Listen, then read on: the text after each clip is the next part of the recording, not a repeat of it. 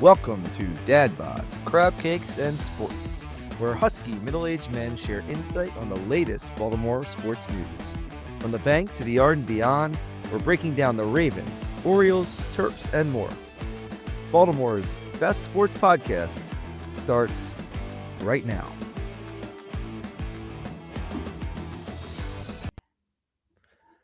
Well, good evening, ladies and gentlemen, and welcome to a Sunday late night edition of Dad Bods, Crab Cakes, and Sports. Mike here with John. You may have encountered my face with no words earlier. That's because there was a bad prank that the boys decided to play on me, and they said, "Why don't you try it by yourself, and we will give you no guidance, and we will not set anything up successfully for you." And if you saw my head without my mouth making words, that is what happened. So I apologize for the technical difficulties, but now we're back. Got a lot to cover tonight as we head into the NFL free agent frenzy, and we got the WBC, we got March Madness, we got all kinds of stuff, Orioles spring training, and more. John, I saw you last week. We got to explore some ballparks together down in sunny Florida. How are you this evening? I'm good, Mike. Good to be back on and to see you. And you got a little tan there. That's a good thing. I got a little burnt at the game on Saturday, but everything was good, and we got to enjoy some Maryland food, even though we were in Florida. And you know what? It was great. Yeah, that was an unexpected surprise. I think that might have been the nugget of the weekend Jason dropped on us, which was a Brass Monkey, which was a bar restaurant that was in St. Pete Beach, and we hit the game in Bradenton on was it Friday, and we saw the Pirates play the Orioles. That stadium was phenomenal. I really enjoyed the outfield. Had a boardwalk, and there was a place to sit, and you could kind of watch the game and stand and eat. And then we were right in front. We were right above the bullpen where Boz was warming up pregame, and I could see the different grips on his fastball. It was awesome. And then we got to Ed Smith Stadium on Saturday, and then see the Orioles facility, and had good seats there as well. Got to meet up with John and Jason. We went to Boog's Barbecue.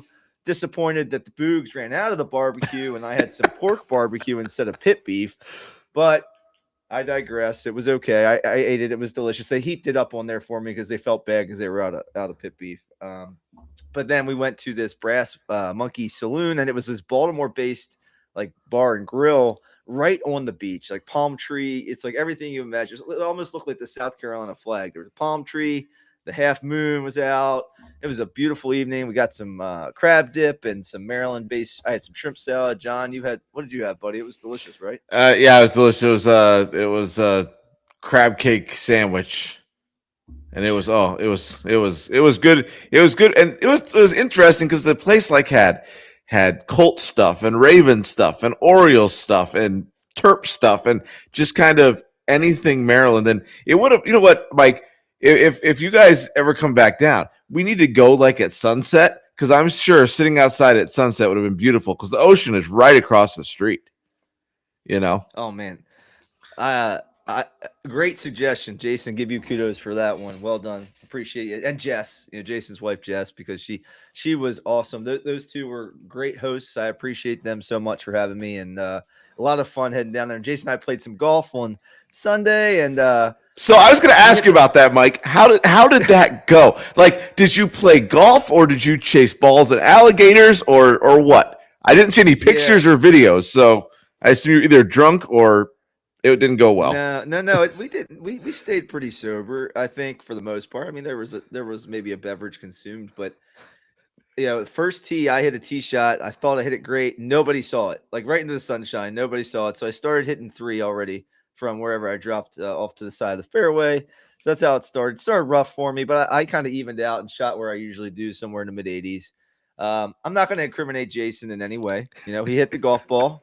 He hit some grass sometimes, hit a couple buildings, but these things happen in the course of a round. And also, the Cove K was the name of the course. It was in pretty good shape, and I'd play down there again. Anytime you can play in Bermuda grass in sunny Orlando, Florida, or sorry, Tampa, Florida. Amazing. Did you see any Mike, gators? Did you see any we did not gators? see, no, we did not see any gators. Oh, We okay. did not see any gators. Saw a fish, no gators. But this weekend up in Maryland, the weather's pretty warm here. It was nice. I was expecting sunny weather. I played some golf yesterday. Not the same conditions. Not didn't feel the same. Had gloves, 17 layers, leggings on. It was not the same. So I missed Florida already. And then it was the other thing that's happening up here in Maryland. I don't know if you heard, John, but Lionel Messi made his way into town this weekend, and Inter Miami played DC United in front of like 72,000 in M&T Bank Stadium, and my son Josh got to go watch him play, which is awesome. He was in the food line, however, when Messi scored his goal during the game, but Inter Miami won 2-1, and I think DC moved that game and was able to get a number more fans than they're used to getting in their own stadium, and it was a win for all involved. And I guess my question for you, John, as we talk about that, is there a game that you can remember that you went to see that was an opposing player that you just couldn't not buy that ticket? And for me, I'm thinking about like Michael Jordan. I saw him play I believe as an opposing member where I saw him play. But how about you? We got tickets a couple rows up for the Timberwolves when they had Shaq, when the Cavs had Shaq and LeBron on the same team. And so we went to the Timberwolves game to see Shaq and LeBron play for the Cavs. And I'll tell you, I've met some big people. I've never seen human beings as big as LeBron James and Shaquille O'Neal in my entire life. Yeah, I mean, what comes to mind for me is like, how about Shohei? Would you pay to see Shohei right now? Like, I would pay to see. Absolutely, I would pay to see. I'd pay to see Shohei pitch and to hit. You know, obviously against the Orioles, we'll root for the Orioles, but you go to see Shohei. Yeah, and you think about like Barry Bonds during a home run chase when he was in his prime, like that was a ticket everywhere he went. I'm thinking about like Tiger Woods back when he was Tiger, and even now, you know, Tiger is a huge selling point if you want to go see Tiger at a golf tournament. I mean, so things like that. I think all those players kind of transcend just the game itself, and just to see the greatness is something that you can then tell your kids about.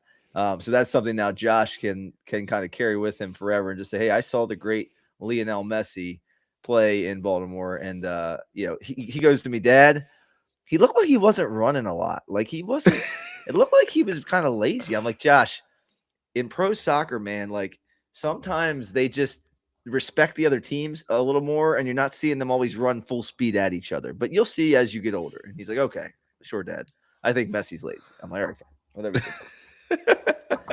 Anyway, you see how much money he made last year? I don't think you make $81 million by being a lazy soccer player. Well, let's get into some of this, John.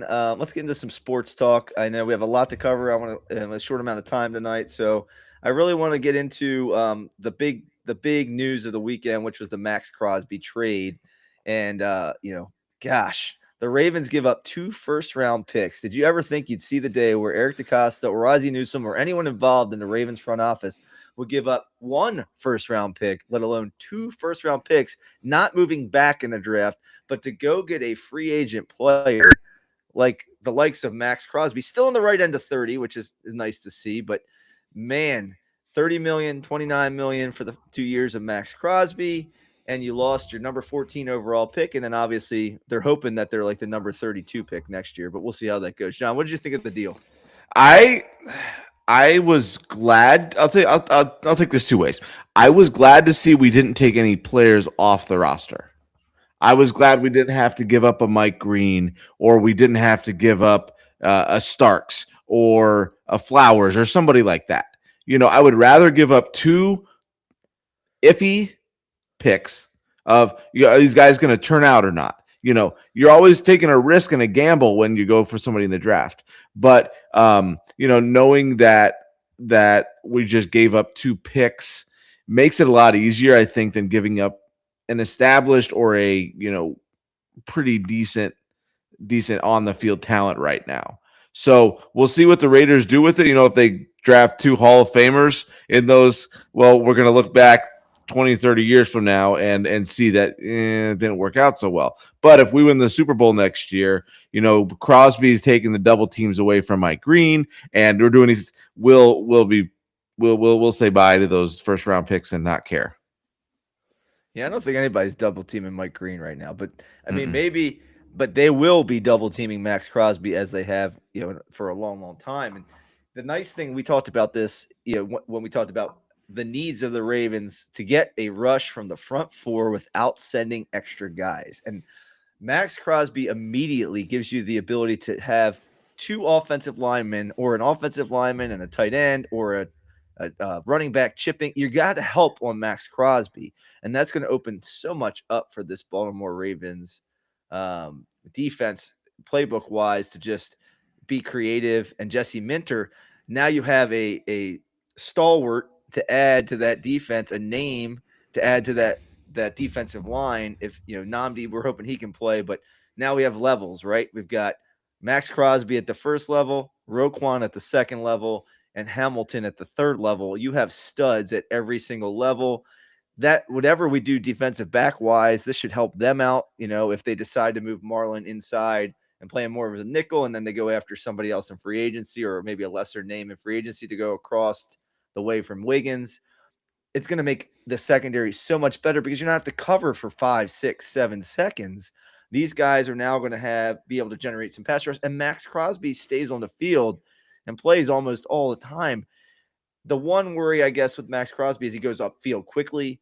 So he's not one of those guys who's necessarily the edge setter, where like a Khalil Mack was probably more of like a guy who can do the edge setting and get after the quarterback. So that's interesting.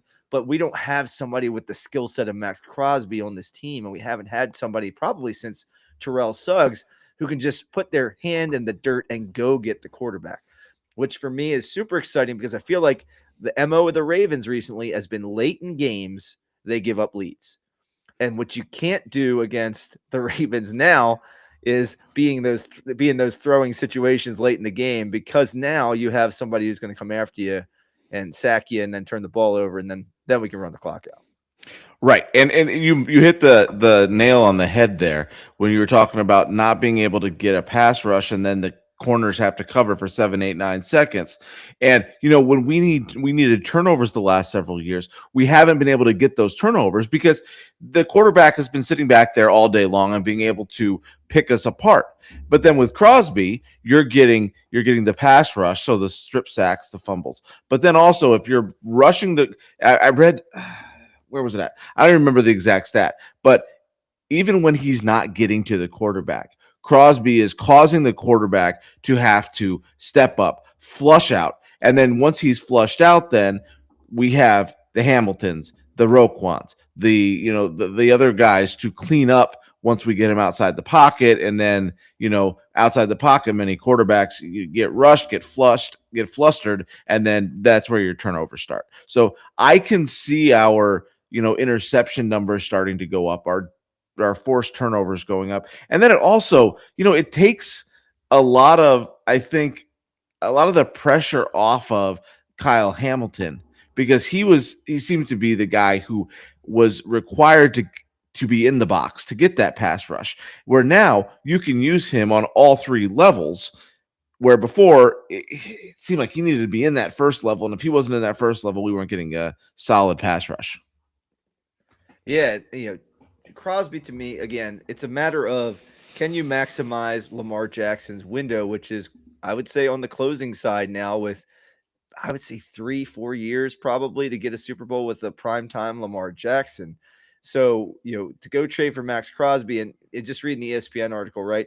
The Baltimore has blown the NFL worst 16 leads in the final 5 minutes of games, 5 more than any other team over the past 5 years. And 2 times last year, double-digit fourth quarter leads. And Max Crosby has a track record late in games of getting the quarterback. He has 22.5 sacks in the fourth quarter, tied for fourth most in the NFL since 2019.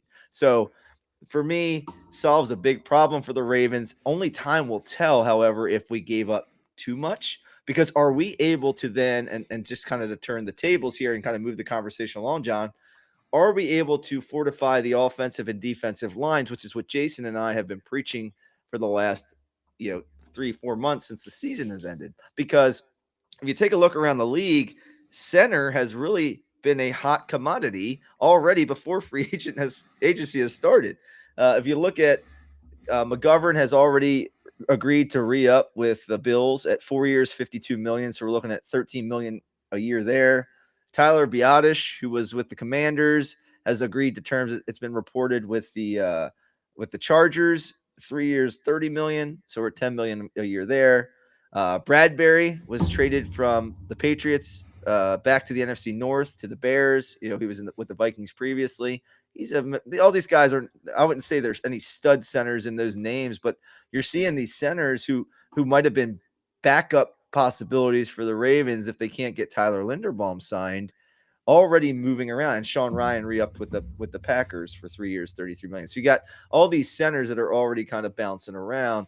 John, do we get something done with Linderbaum in the last hours, in the wee hours before free agency, or is it just a done deal that he's gone, and when he's gone, he's gone?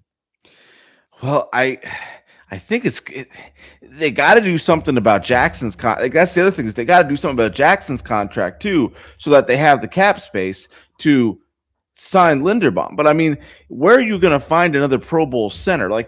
We still have 10 draft picks, right? We still have a second, third, fourth, 4/5, and 3/7. So we can fill. Crosby was a 4th-round pick, so we may be able to find some of those interior linemen. We'll be able to find some of those trench guys. But a Pro Bowl center, we're not going to find that in the 3rd, 4th, 5th, 6th, 7th rounds. So they're going to have to do something here in the last few hours to get Linderbaum, and I'm sure they've been, doing what they can do, but I just it may be too little, too late, and he may be wearing a blue Giants jersey here, start of the season. Well, Eric DeCosta has said that they can at least kick the can down the road is the expression that they keep talking about, and by kicking the can down the road, meaning that they can push this out another year.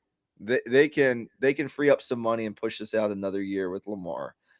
They can save 38 million this season by pushing it out another year, but then that cap number next year is ridiculous. It's 80 plus million, $85 million. So you would have to again restructure, do something next year, but that could maybe free up the space. But again, you got to free up space now for Crosby, and if you're going to sign Linderbaum, you're talking, whatever, $53 million probably in that range that you need to free up. So that's a lot. And, I would like to see some restructuring maybe. I would like to see maybe Humphrey and Roquan and Matabike, maybe one of those guys or a couple of those guys be up for restructuring so they can save some money here heading into free agency instead of trying to work backwards. So we'll see how that goes. A couple other offensive line notes, John, just while we're talking free agency, because we had Taylor Decker get released by the Lions. I don't know if you saw that earlier in the weekend. Veteran player, he's going to command a lot of money. Any thoughts on signing a tackle and sliding either Stanley or Rosengarten into a guard position, maybe to kind of strengthen the offensive line? It just popped into my head when I saw, he was up as a free agent now, possibly. Yeah, I think that's I think the Rosengarten would probably be the easier move inside. But Stanley is he's getting older, and the inside is not. You're not facing their number one pass rusher either. So there's a little bit of give and take with both of those guys to move them. But that's a very real possibility, I think, because obviously we're hopefully not going to bring Filele back. But again, Jones, though, didn't get as a huge shot on the interior, so we'll see, but I could see them doing that definitely, though. Bringing it, assuming we have the cap space, and that's going to be the big thing: is do we have the cap space? Because Crosby, a year or two, we hang on to Crosby, we're going to have to give him another $100 million contract, plus Jackson, plus Flowers, plus Hamilton, plus Starks, plus Wiggins. The list is going to go on and on and on. Yeah, and you have to think that with the Crosby trade, I should say, and the giving up of the first round picks, you would have initially said, okay, if we're trading for that defensive end, then we're definitely going first round in with the offensive line or something like that. At least I would think so, right? But now you don't even have that first round pick. So it really puts you in a little bit of a pickle. I'm hoping that means the Ravens have done their homework and they see that there are some quality offensive linemen to be had in the second round, or maybe packaging some picks to move up and maybe have a couple second round picks to take care of that interior offensive line and maybe that interior defensive line if necessary. Another guy that was released by the Raiders was Alex Kappa. I know that he played in Cincinnati, he played in Tampa. He was a pretty solid guard. He was a center in Vegas for the Raiders. Wasn't particularly good last year as a center, but I'd be curious to see if he could kick back inside to a guard position, out, not snapping the ball. Maybe he could get back to being someone we look at. There are linemen on the market. To me, it seems like maybe we draft one with the second round pick somewhere, maybe third round at the latest, I would think. And then you also maybe go and find a lesser name in free agency to compete with Emory Jones and then you got to take care of the center position. So it's really, the line scares the heck out of me. I hope that they know what they're doing and can kind of find a way, because to me that you build through the trenches. But not a better way to start free agency than Max Crosby wearing the purple and black and suiting up. So I'm super excited for that. Anything you want to add about that, John? Well, just remember, Mike, Yanda was a third round pick at Iowa. So, and eventually he'll be a Hall of at some point down the road. Maybe he'll be a Hall of Famer. But you look at all of the offensive linemen who have throughout the years have been third, fourth, fifth, sixth, seventh round picks.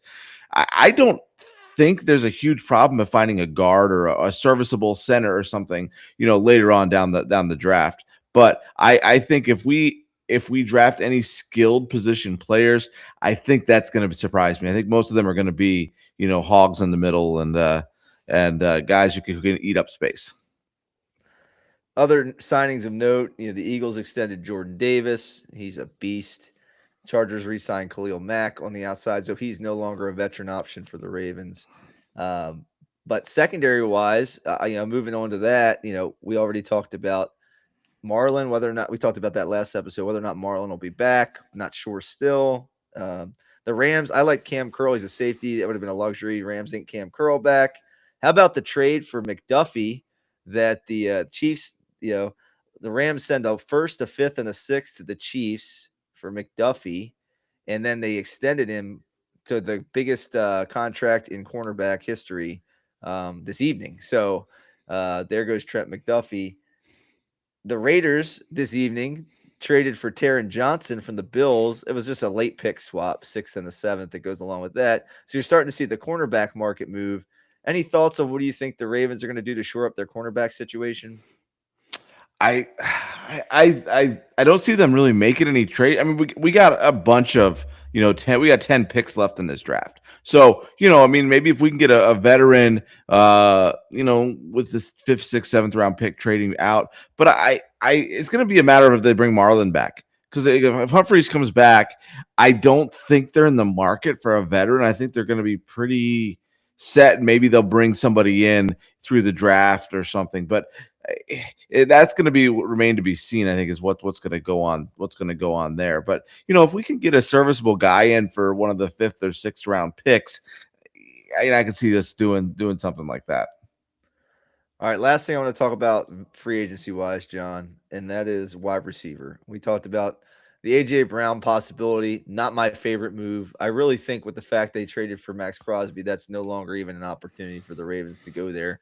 I don't know if you disagree with that, John, or not. I'll let you talk about that in a second. Nah.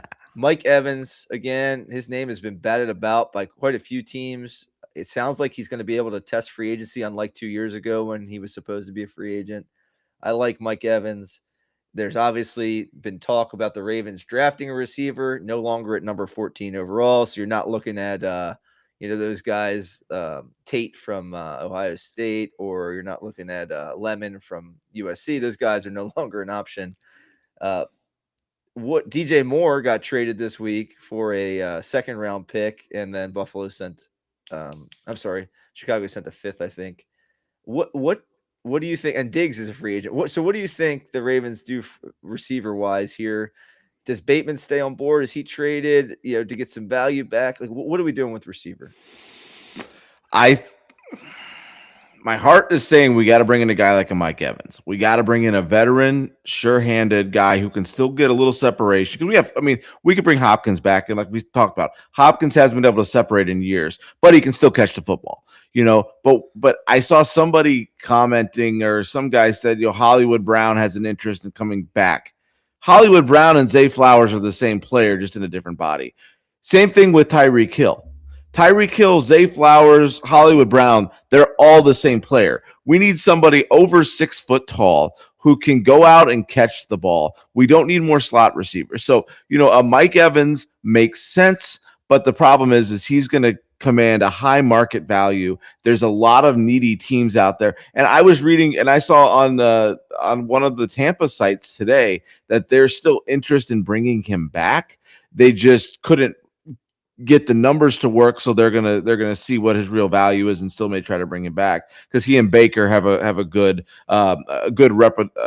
rapport together, and they're good. So that's the guy that I would like to see, and I think that's really the only guy. And AJ Brown is going to require a first round pick to get out of Philly anyway, and we're not going to be able to do that. So obviously, I think it's going to be that, or it's going to be we're going to have to just find somebody in the late round of the draft, or we're going to have to hope Wallace, and if Wallace even hangs around, or Bryant, or Tez Walker, somebody like that, is going to have to step up and fill some of these spots, because I just don't think the free agent market's going to be there, and Evans is going to require too much. Well, I can catch, but I'm not 6 foot tall, so I'm off the list. I think for me, maybe it's like a Keenan Allen or something like that. That could be a guy if you aren't able to get what you need, and you might be able to pay a little less now that you have Max Crosby in the fold. You may not be able to afford a Steph Diggs. You might not be able to afford a Mike Evans, somebody of that ilk. So I think maybe you have to take a step back, and it's a Hopkins maybe on a little lesser deal, or a Keenan Allen, or one of these guys maybe who's been around the block once or twice. And that might be the sweet spot for the Ravens to upgrade the receiving core a little bit, but not go crazy there. If it were me, I went through and kind of the guys I would want to pick up. Keenan Allen, if you can get him for 1 year, I don't know, it's between $5 and $8 million. Maybe you look in there, and that maybe could be the answer to give us a little different type of weapon. But we shall see how that goes. John, anything you wanted to add about NFL free agency? Not really. I mean, the thing is this is bringing in Crosby. I mean, like I just saw Jamar. Did you see that quote from Jamar Chase? He was on a podcast, and he's like, OF, that N-word can play ball. Now we got Garrett and TJ Watt, and he was texting Joe Burrow this. And I think that could, somebody might take a little less money to come to Baltimore now, because your Super Bowl chances are higher. An older guy, no Super Bowl, Baltimore may give you the shot. So you may come in with a little less money for that shot at getting a ring. Well, let's switch gears here from trying to win a world championship with the Ravens to a world championship for baseball that comes around once every few years, and that's the World Baseball Classic. And I don't know about you, John, but I have watched quite a few games, and there's just a different intrigue to it for me. In the spring, it adds an element to spring training, which is really interesting. The Orioles have, a little less than 10 players playing in WBC. You got Gunnar with Team USA. Tyler O'Neill and Micah Ashman are playing for Canada. Dean Kramer started tonight for Israel as a starting pitcher. Panama has Enrique Bradfield, leading off and playing in the outfield. Puerto Rico has Jose Espada, Rico Garcia as pitchers, and Luis Vasquez. He's been like a backup shortstop to Hernandez. And then you've got Ryan Long, who's a longtime minor leaguer for the Orioles, who was with Great Britain. So you have all these guys that are now out playing for these different teams. But let's talk about Gunnar's performance the other night, John. What did you think of that? Oh man, was he 4 for 4 or 4 for 5? 4 for 5. 4 for 5. But he was, oh my gosh. He got some good hacks. I mean, granted, you're facing Vance Worley, who, what was he hitting? 85 on the radar? John, do you think he was just pissed off because they didn't start the game before? Probably. I could see that, but he was really on. Because remember last year he was hurt early on in spring training and didn't get going until, the middle of May. So, I think he's out to prove something this year. And you could see that in his at bats and in the way that he was attacking the pitches. What is it? 2 singles and 2 doubles, or is it 3 singles and a double? I don't remember. But anyway, you could see he's out on a mission. He's trying to get him back to that MVP caliber season that he had 2 years ago.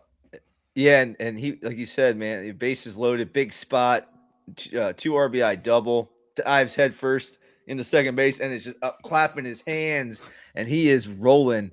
I think he's motivated. I think he wants to be part of Team USA. I think he's pissed off because he didn't start in the first game because Bobby Witt was starting, and which, Bobby Witt's a great baseball player, and Bregman's a great baseball player at third base. But maybe he finds somewhere in the lineup for this guy, because I can't imagine when the last time Gunnar came off the bench if it wasn't a rest day for Gunnar. So you could tell he was motivated and came to the ballpark ready to play. If you look at the other Orioles in WBC, Kramer went 4 1/3 tonight, 2 hits, 0 earned runs, 4 Ks. Israel was winning when I checked last. John, maybe you can update us on the score of that game. Enrique Bradfield batted 250 so far. After I don't know if Panama's still playing, but he was batting 250. He had a hit in the first game. Espada, 2 innings pitched and a win. And then O'Neill was 250, 3 walks, RBI. Vasquez was 1 for 1 in a backup position, like I said. Garcia had an inning pitch with no earned runs, and Ashman gave up an earned run in 2/3 of an inning. So everybody's, for the most part, except Long, has gotten into the game. Yeah, Israel won. Okay. Israel did win. Kramer, I mean, that granted, it's basically a spring training game, but you know what? He looked. I just saw some of the highlights of it. He looked good. He was he was hitting his spots. He was moving the ball around, changing speeds, doing the things that you want to do in spring training to get ready. And if he's our number 4, number 5 starter, even if we end up having to move him to long relief, because McDermott or Povich or somebody really turns things on and becomes that solid number 4, number 5 starter, that's a good arm to have in your bullpen. And it's just funny is he's the last guy left from the Manny Machado trade. So you saw those 2 plays back to back the other night for Dominican Republic, right? No, you got to tell me about that. He went behind the bag, almost the outfield grass, okay. 2 in a row, and just turns and lets it go. And Vladdy Jr. over there at first base is doing the splits or whatever. But man, Machado made those plays all day long, and he made 2 of them there. But no, I really liked what I saw from Kramer. I think him hitting spots, him changing speeds, getting ready for the season gives us a really good 4th or 5th starter or a very good arm out of the bullpen, because Al Suarez has not looked good in spring training here. Yeah, let's kind of switch gears to the Orioles spring training, John, since you said that. Overall, we had the Kittredge injury with some shoulder inflammation that might set him back beyond opening day. What do you think about the Kittredge injury? How are you feeling about that? The shoulder injuries are a tough thing, because it's something like similar to the obliques, right? It's something that can linger, that you can try to account for it in a different manner as you're winding up, as you're throwing, as you're releasing it. But if you're still having problems, swelling, tenderness, anything, it's going to cause other arm issues because you're accounting for the issue with the shoulder. So the thing is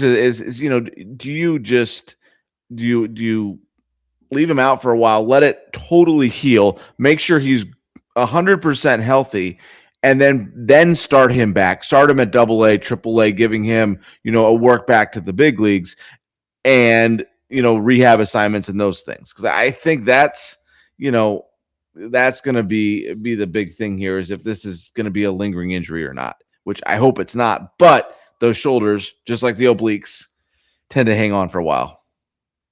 Sure, absolutely. And what is a tough spot there for Kittredge leaves an opening in the late innings for the Orioles relievers. And there's a lot of guys who we didn't really sign too many high leverage guys. So you've got some battles I think can go on with Tyler Wells. You got Cano, who could be in the late innings, maybe even like a Povich or something like that. You see, there's a lot available for some of these young guys to step up and maybe claim one of those high leverage situations late in the game. Because someone's going to have to fill those shoes. I would assume that Kittredge was going to probably be the eighth inning guy. So you're going to have to find someone else to step in. I mean, to me, Tyler Wells is someone you really should look at in that particular position. But I'm curious to see them what the Orioles do. The other transactions you see at camp right now are basically the shuttle heading back down to the minor leagues. So you saw a lot of guys that are getting reassigned or sent back down or optioned. Some key names there. Brandon Young yesterday sent back. We talked about Chase McDermott. John, we got to see Chase live on Saturday. Give up back to back home runs. It was not the best outing of his life. Boston Bateman, who was one of the guys we got in the trades at the trade deadline last year. But you're starting to see the thinning out of Major League camp, and those guys kind of sent back to where they're going to be for the majority of the season. Anything surprise you out of those guys at all? I don't think so. I think, a guy like McDermott was a very fringe heading north with the big club to begin with. And I think those 3 homers plus, some of the other things that have, command issues and things of that nature also play into that. So I think, it's not like for a guy like that, it's not a, you know what, we're going to send you down here, hold you here till we can find somebody else to take you. It's let's get these things worked out. Let's figure it out, and then get you back up when you're totally ready. Because it's better for him to gain the confidence with AAA hitters rather than his confidence doing a wave with big league hitters. And I think that's kind of what their thing is right now with him. Well, with all those guys being sent down, we have to look at the other side of the coin, which is some of these young guys are performing particularly well in camp. If you look at Vance Honeycutt, obviously, as the prime example, he is 4 for 6 with 4 home runs, with the first 4 being home runs. And, it's ridiculous how hot Vance, and now he was a first round pick of the Ravens, the Orioles a couple years ago. So obviously the pedigree is there, had some issues last year, but man, has he come out swinging in camp this year. Yeah. Oh, 5. What is he? 5 for 6 with the home. Or no, he's 5 for 5, 4 homers, a double, and a walk. Did they finally get around? But he's hitting the ball so well. But again, here's the thing: look who he's hitting off of. He's hitting off of 7th, 8th, 9th inning guys. He's hitting off of either fringe major leaguers or first year AAA guys. So he's not hitting off your Skewballs, your Skeens, your big guys who are going to actually be pitching. He's hitting off of the guys he's going to be hitting off of at AAA. So get him in there earlier in the game, see what he can do against the big leaguers, and then maybe have a more of a conversation. But still, pretty impressive though. 4 for 4 with 4 homers and a walk. I mean, they can't have a better spring than that. No. But there's some other young guys and some guys who are on the fringe with this team that have also performed fairly well in the spring, which leaves the Craig Albernaz and the Orioles, Mike Elias and the rest of those boys with some interesting decisions to make, right? So, like Heston Kjerstad, for example. Heston 7 for 22 with 318 average, 2 home runs and 4 RBIs. He was someone who couldn't get the ball in the air last year. He was struggling mightily at the plate. Kobe Mayo, defensively, we saw a really good play and a not really good play from him, when we were down there in the spring. So not great, but he's batting .421 with 5 RBIs. So the bat has shown up this spring. Samuel Basallo, who's someone who's hopefully going to inject some energy and life into this team. He's batting .375. And then Tyler O'Neill has had a strong start to the season. And Weston Wilson also getting some play at third base, batting .417 with a bomb. So, John, thoughts on those guys? Anybody who you really think has made a huge case for themselves, someone that you say, we can't go north without this guy, and maybe just maybe a lean that you have that you think now that you've seen him in spring training for a couple weeks? I like Kerstad. I like the fact that he's getting the ball in the air. That he was a first round pick. I think there was a mental. You played baseball a long time. I played baseball a long time. There's a mental block where you're not hitting, and it's not necessarily that you can't hit or you're not capable, but it's you go up there with that block. And I think he got rid of the block, and it's getting him confidence and getting him. I think he's going to be interesting to see what he's going to do, and if they're going to bring him up, because we still like our outfield still needs defenders, and that's going to be, I think, the big thing is who can play outfield defense, because O'Neill has a cannon, but he can't cover more than his arm length. So do we have a defensive outfielder who can fill those spots? Then with the injuries to Westberg and Holiday and those things, who else in the infield can we come up? We saw Blaze. Blaze has been doing well. Then they moved Mayo over to shortstop. So that's the other thing. Which was a prank, by the way, really, for the most part. It wasn't serious. Yeah, yeah, right. Which is a great way. I think Craig Albernez, can already tell that he can hang out and goof and maybe just lighten up the mood a little with that group.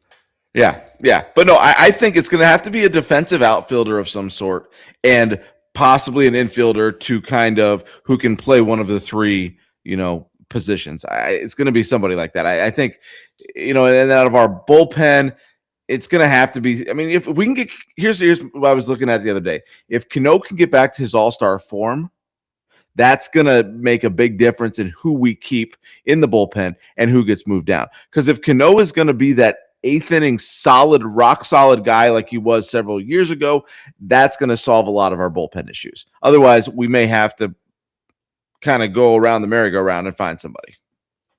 Yeah, that's a good point, John. Now, it's interesting. We'll see how it all pans out. For me, I think I'm encouraged by the hitting. I'm encouraged by the pitching. The defense actually is what scares me the most heading into the season. Just thinking about Cowser in center is still a question mark to me. We watched Ward misplay a ball in left field when we were there the other day. You have Tyler O'Neill in right.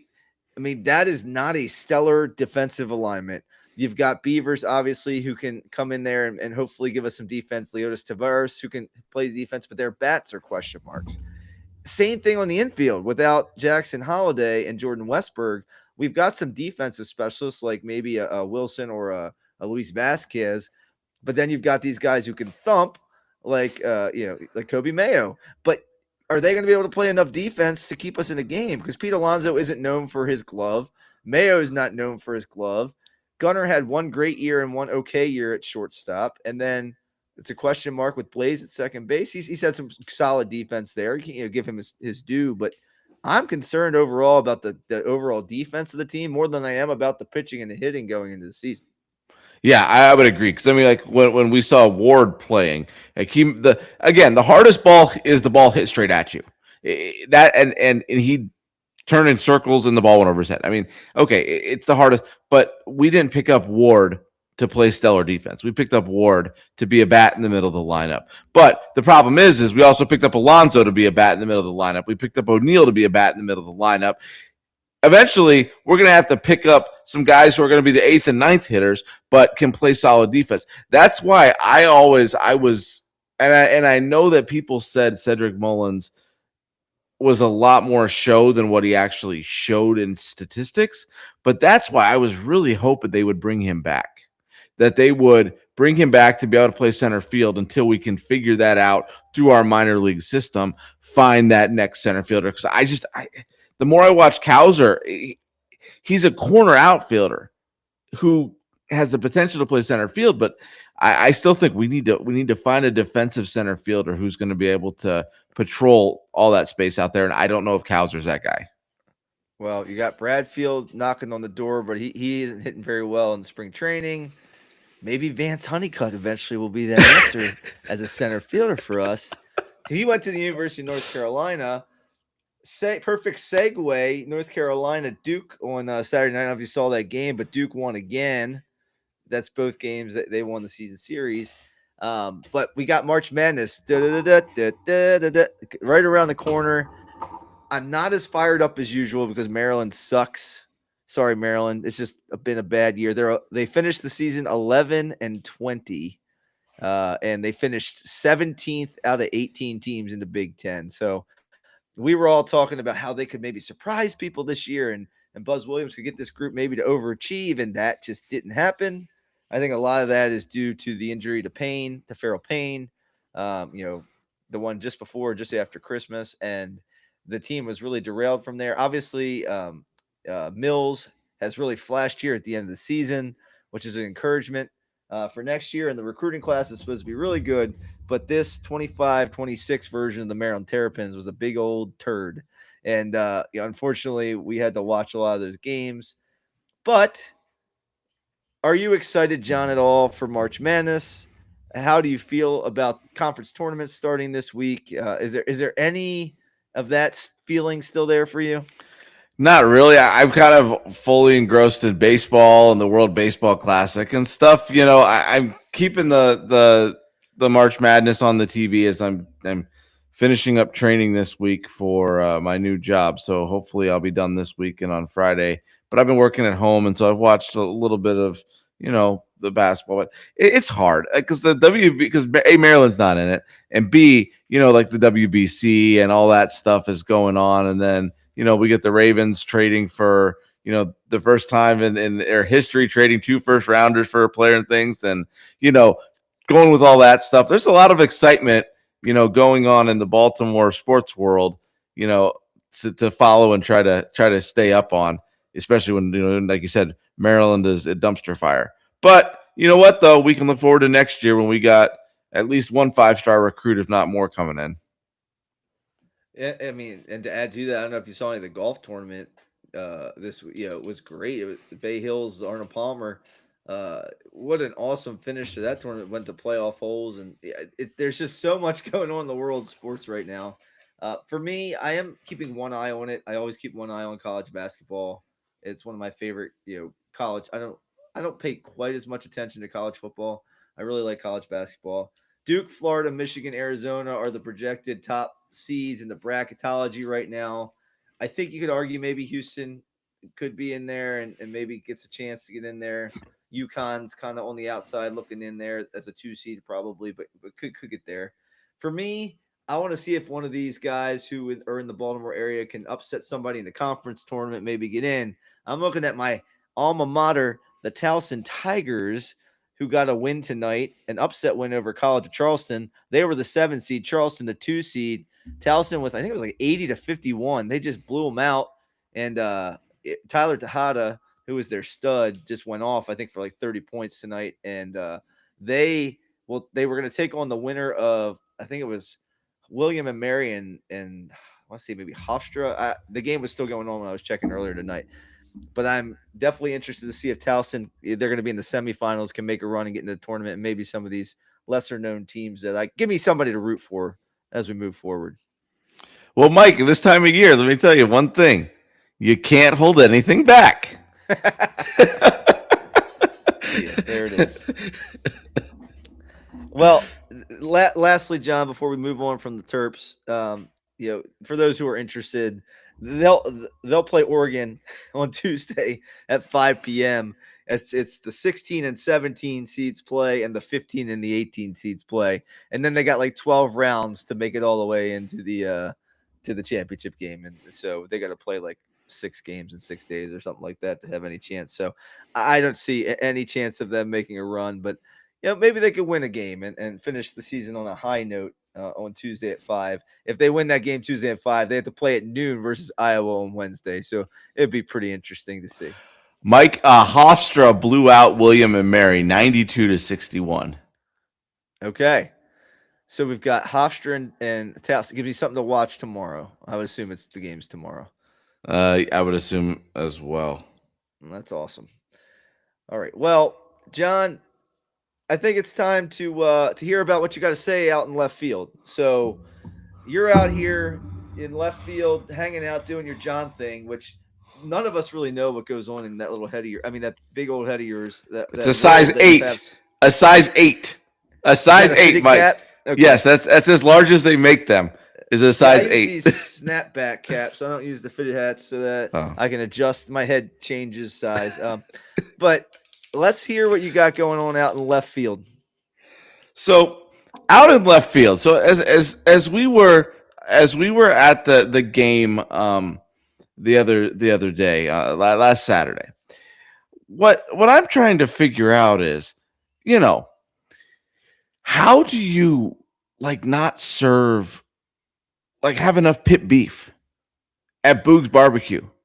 Because I ordered it, Mike ordered it, and they didn't have enough. So what did we end up getting? I ended up getting a Philly cheesesteak. What I really wanted was pit beef. I really wanted Boog's Barbecue, and it just kind of grinds your gears, and it really kind of just takes it away from you. Like it I was hoping, okay, maybe they have like crab dip. They have something, Marylandy at this game. And I was like, pit beef. There we go. Nope. Mm-mm. So you got to go with a Philly cheesesteak instead. And that just kind of, it disappoints you. It hits you right below the belt, because obviously you're it's not going in your stomach. Otherwise it would be above the belt, But yeah, that just really kind of rubbed me the wrong way the whole rest of the day, But then the Maryland seafood makes up for that though. So you get some crabs, you get some shrimp done with Old Bay and those sorts of things. That really does help you. And I've lost a lot of weight, so it's trying not to eat a lot of stuff that's not entirely healthy for you. So maybe the pit beef was probably not the healthiest thing, and probably Philly cheesesteak wasn't much better. But you know what? Maybe it was God watching out for me and my calories. Your dad bod remains intact, but Yeah. What I'm thinking is Boog's Barbecue ran out of barbecue pit beef. It's like if Thrasher's ran out of French fries or Dumpsters ran out of ice cream. I just don't understand it when that's they only sell like 3 things. You got the pork or the beef. I mean, there were 2 options. Pig or cow, ground up into small pieces. I mean, I feel you, John, on that one. I'm actually with you out in left field there. And the other thing, obviously, was the Hawaiian shirts. Can we just give one to everybody? I mean, how many times? I can't even tell you the number of times I've gone to a giveaway game and been early, but not early enough, where I'm just like, why do I need to get to a game 3 hours in advance to get a giveaway? Just give one to everybody. Like, I don't understand this. Just have enough. They told me there was 4,000 of them. As I asked the guy, like when I walked, so they were giving away Hawaiian shirts at the game, and we got there. My kids wanted to try to get a ball and to get an autograph from Gunnar Henderson stuff. So we got there right when the gates opened. So we got a shirt, but Mike and Jason and Jason's family didn't. But they told me there was 4,000 of them when I asked how many there were. So I kind of figured there's not going to be 4,000 people at a, spring training game. But evidently, Jason and Mike and Jason's family didn't get any. So there's over 4,000 people there. There were more than 4,000 people there. All right. Well, I'll digress from that. John, thanks for sharing what you had going on out in left field. I have one more segment to wrap up with you tonight, John, and that is a question and answer with you a little bit. And I labeled it Winter in Florida, parentheses hot, and Winter in Maryland, parentheses cold. And it's basically you are going to give me a hot or cold answer. And you're going to do this in degrees. Like, how many degrees is this particularly? So, for example, the Ravens will let Isaiah Likely walk. Are you cold on that? Like, they're not going to let him walk? Are you like 10 degrees because it's cold? Or are you like 98 degrees? Like, not the band, but are you like 98 degrees that he is gone? You're hot on that. You think he's, it's Florida winter. I think probably 60, it's about 60 degrees on that. Okay, so that you get the idea. Yeah. That's what you're going to give me as we go through this list. So that was my first one. What about Patrick Ricard? How many degrees are you if on the Ravens letting him walk in free agency? That's a hard one because we haven't seen what we're going to get out of new offensive coordinator. So let's just go lukewarm at like 55 degrees. Okay, so you're in Nashville somewhere. I got it. Yeah, yeah. Okay. All right. Lamar Jackson extent. Here's the statement. You tell me hot or cold with your degrees. The Lamar extension struggle is the Ravens' fault. I think it's for 40. I think it's more on Lamar than it is on the Ravens because he doesn't have an agent. He doesn't have the agent to be there for him. So if he's working out and the Ravens call and he doesn't have his phone, ain't nobody answering. So I'm saying a lot of this is probably on Lamar and the lack of an agent and communication. All right. So just to build on that question, the Ravens get an extension done with Lamar in the nth hour here before free agency begins, or I don't want to see what or is. What do you think? I'll say that's about a 70 degree, a nice balmy January afternoon in Florida. All right. I love it. Let's make sure that happens. Tyler Linderbaum not only resets the center market, but signs a deal north of $20 million per season. We'll go with 100 degrees. We'll go with the summer hot and humid. That's gonna happen. I don't see any reason why it wouldn't. The problem is it's probably gonna be with the New York Giants. Yeah, 20 million, man. You're just looking at all these other centers getting 12, 13, and they're not, McGovern's a decent center. 13 mil seems reasonable, But Linderbaum's only what, 25? Yeah, I think he's 4 or 5 years younger than all these other guys. Sure, I would assume he would make at least 18, 20, man. Phew, that's a lot of money. All right.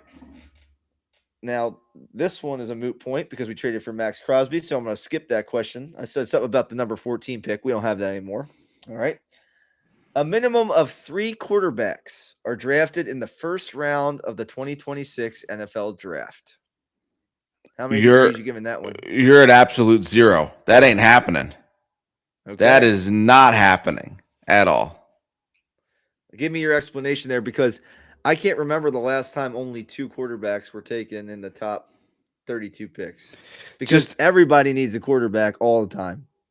Right, but I don't think – I mean, after Mendoza and then what's his name? The Steelers are projected to take him at 20 in the latest mock draft I saw. I don't remember what his name is.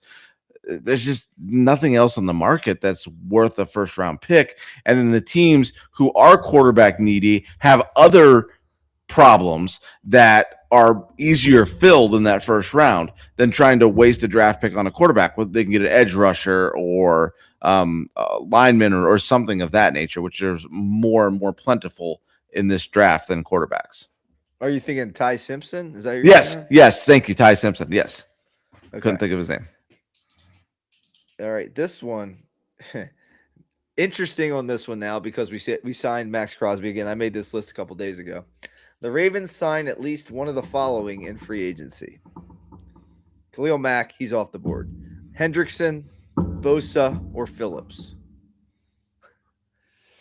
Yeah, you're at 0. I mean, there's just not cap space. They're gonna Bosa. I said weeks ago Bosa would be a great guy to sign. Sure, but not thinking we were going to trade 2 first-round picks for one of the best pass rushers in the league. It was a much better question 3 days ago. Yes. But the question, I mean, is there any chance they double down at all? And maybe they go after Hendrickson, or maybe just they could probably go lesser, like a Chason or somebody like that, or find somebody maybe that next tier. Well, here's my question, Mike, and this is real quick. What if his meniscus isn't healed? He doesn't pass his physical. I guess that's a possibility. I've had meniscus surgery on both my menisci, whatever they're called.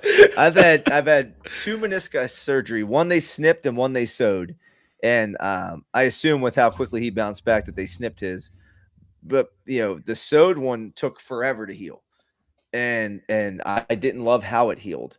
And the snipped one, I felt like I was back myself, a month later. So I think it just really depends on how much in depth that surgery was, or how deep they had to go in, and how much they had to snip, or whatever it was.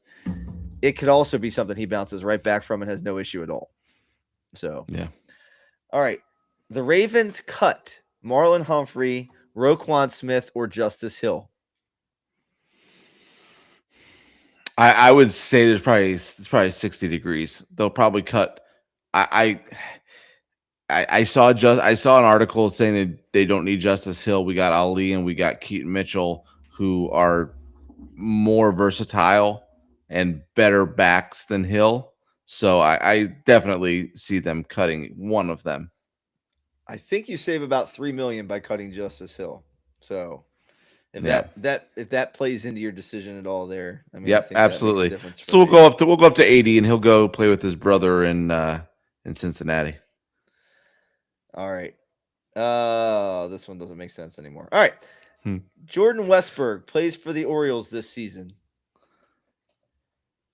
We'll give that one a 60, a 65, because I it's going to be how his rehab assignments go, and if he's able to, because they're not going to just start him at the big club. He's going to have to go through a rehab assignments, and it's going to be a matter of how he's swinging the bat, if he's able to swing the bat, and how, the more difficult it's going to, I don't know which side it's a problem, the oblique, right? I don't know which side it's on, but depending, is he going to be able to do the bat? Is he going to be able to go to the backhand side without any discomfort, without any pain, if it is on that side?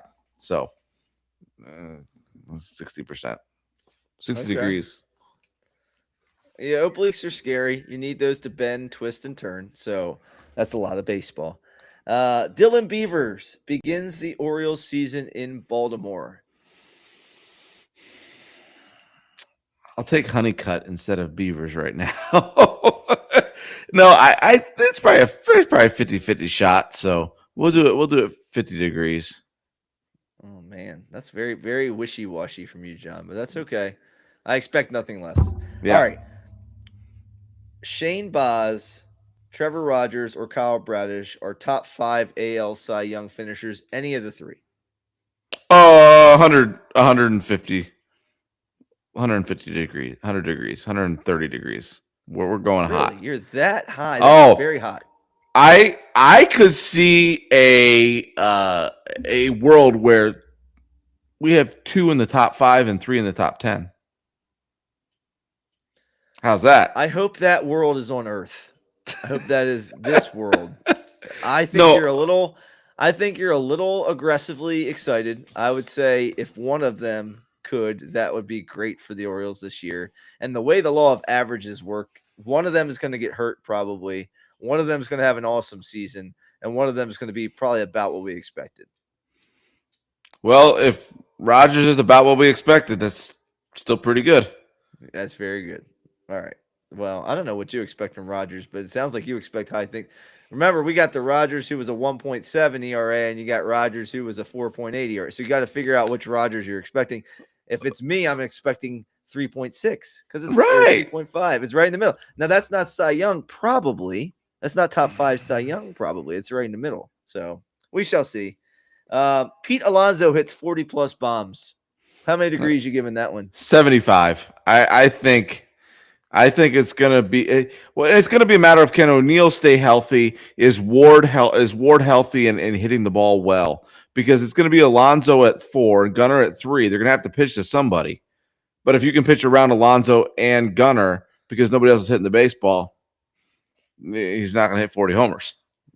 Yeah, and I think you might even see them both bumped up a little. I think you might see Gunnar at 2, Alonso at 3, or even maybe even higher, but just to get more bats. But I see exactly your point that you're making. Honeycutt will hit 4th. With all these homers. No, I think there's a better chance that a honeybee hits 4th. The O's extend one of Gunnar Henderson, Jackson Holiday, Adley Rutschman, or Jordan Westberg during this season. Yeah, I think it's pretty good. Probably 80 degrees. There's a good chance they'll extend one of them. I don't think Westberg, unless we find out the obliques 100%. But probably, but the Boris guys, it's so hard. We'll go 80 degrees. They'll do somebody. Which guy do you think has the best shot? Adley. Okay.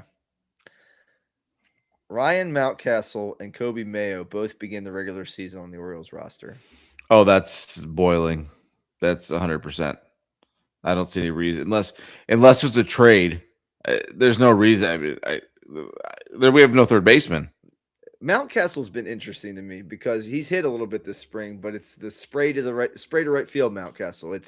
It's line drive singles to right Mount. It's not power Mountcastle who's hitting Jackson Rogers Center. It's the Mountcastle we saw who hits for average a little bit better, who goes oppo, which is there's room for that somewhere in a major league lineup, but he's not the guy I remember when he came up originally. Trevor Rogers is your opening day starter. Oh, that's tough. It's either him or Bradish. We'll give it a degree. We'll give it a. What's kind of halfway between boiling and freezing? I don't know. We'll give it a 60. 50 is the middle. 50 ish. If we're going, yeah, we'll just do that. We'll just do 50. But it's going to be one of the. You can go negative temperatures. I'm just saying, or you can go over 100 really. But I mean, we'll go 60 degrees. 60 degrees Fahrenheit. So you're more bullish on Rogers than you are on Bradish.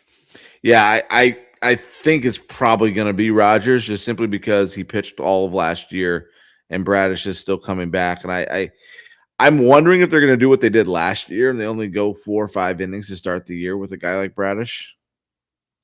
Yeah, but who knows? There's a new staff, not same coaching staff. So true. All right, last one, John. Felix Bautista has an impact for this team before the season is over.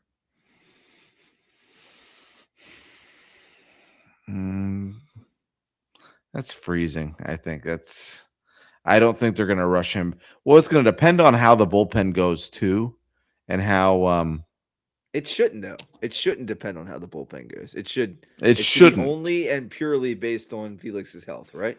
It should, and that it should. But if we're in a pennant chase and our bullpen can't hold leads, you're going to try, and there's nobody at AAA to fill this spot unless they do like what you've said, where we move. You've said this, we move one of these starters to the back of the bullpen, a Wells or something like that, to the back of the bullpen. If they're in a pennant chase, they're going to do what they can do to win the pennant. And if Bautista is going to give you the best chance to win, you sure as hell are going to try to bring him back.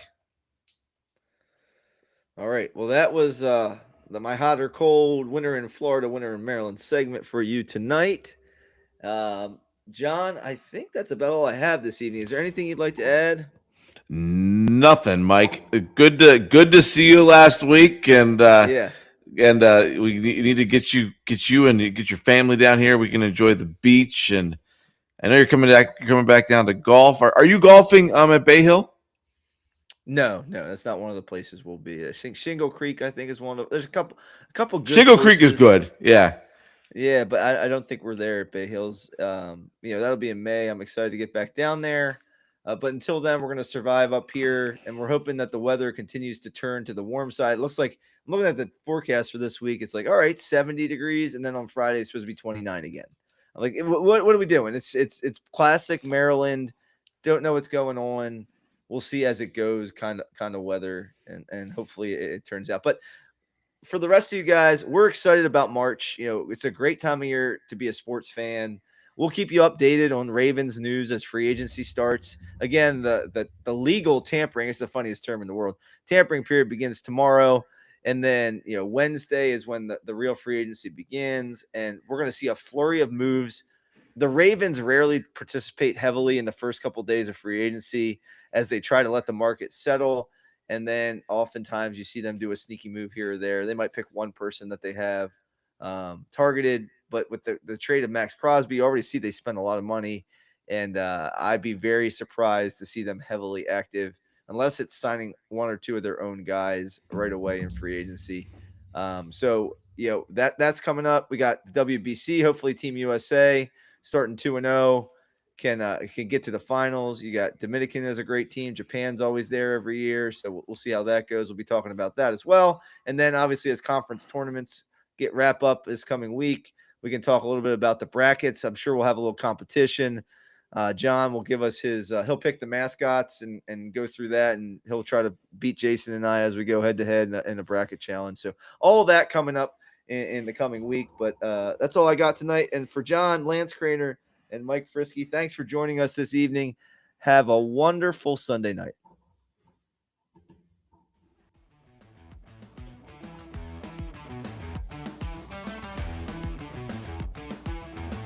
Don't forget to subscribe to Dad Bods, Crab Cakes, and Sports on Red Circle, Apple Podcasts, Spotify, Amazon, or wherever you get your free podcasts. And while you're at it, leave us a review. It really helps us out. We're trying to spread the good word about Baltimore sports far and wide. Follow us on social media for more behind-the-scenes actions, memes, and bad sports takes. You can find us at Dad Bods, Crab Cakes, and Sports on Instagram, and Dad Bods, Crab Cakes, and Sports on our Facebook page. Until next time, keep rocking those dad bods, eating those crab cakes, and never miss the game.